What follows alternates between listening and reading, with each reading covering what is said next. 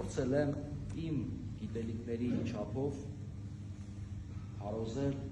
բացատրել ճիշտ, սխալ, մարդկանց փոխանցել խաղաղություն, հանգստություն, բացել մարդկանց միտքը, բայց առաջին հերթին իմ միտքը, իմ հոգին սնուցը, իմ սիրտը սնուցը։ Եվ շատ եմ խոսել խաչի մասին,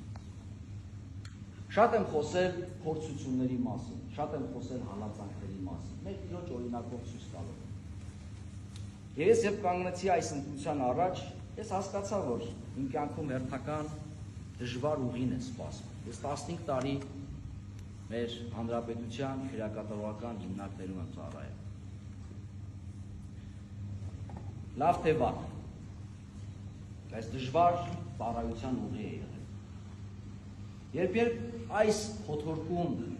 շրջանում մեր եկեղեցու կյանքում, երբ պառակտված է մեր եկեղեցին ներսից,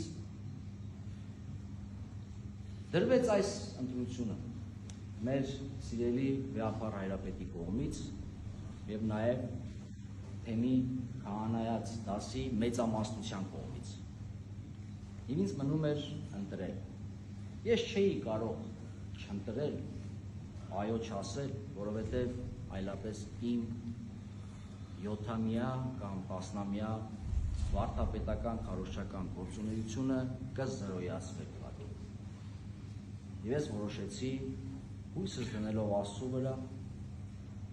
ձեզ վրա սիրելի հավատացյալներ, մեր թեմի քահանաների վրա,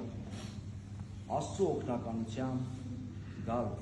ասյացօր մի թեմ ծառայելու, հոգևոր եկեղեցական գործունեություն ծավալելու, առանց ինտրիգների և առանց մարդկային գերակշռող